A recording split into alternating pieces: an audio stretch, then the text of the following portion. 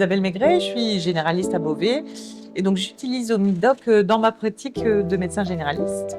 Le recours à la téléexpertise permet de proposer en tout cas un conseil, une orientation, parfois aux médecins généralistes qui sont face à une impasse thérapeutique ou une impasse sociale parfois. On peut répondre aussi sur du médico-psychosocial.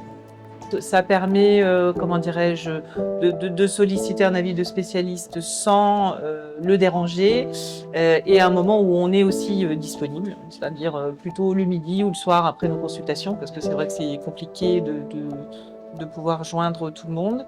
Et généralement, on a un retour assez rapide dans la journée ou au bout de 2-3 jours, ce qui est quand même très très bien pour nous. Alors, je pense qu'on est une génération qui travaillons beaucoup avec les ordinateurs et donc c'est vrai que recevoir une alerte, ça permet d'être vite au courant qu'on a eu une demande d'avis sans interrompre notre tâche, parce qu'on est souvent au lit du malade, et pouvoir répondre de façon différée et sécurisée dans un cadre calme qui permet de donner une expertise tout en sécurisant les données, en envoyant les ordonnances et dans des délais raisonnables.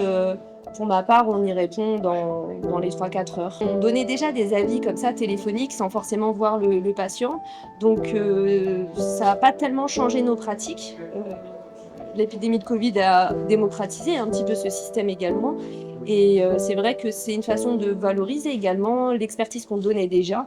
Et donc finalement, ce qu'on faisait par téléphone, on continue à le faire, mais de façon sécurisée sur une plateforme. Nous, ça nous aide surtout, alors voilà, pour prendre des décisions qui nécessitent un avis spécialisé, parce que forcément des fois on a souvent besoin de s'appuyer. Il y a toujours les heures des repas, le soir, on sait quand les secrétariats sont plus ouverts, enfin, toujours des complications, donc ça permet de lever cette barrière-là. Et ça vraiment, ça a facilité, parce qu'avant on était là à faire des prescriptions sur papier, et là on le fait directement en ligne, et ça nous a facilité aussi notre démarche. Quand on a la réponse de la prise en charge, moi je peux intégrer directement cette conversation-là dans mon logiciel médical.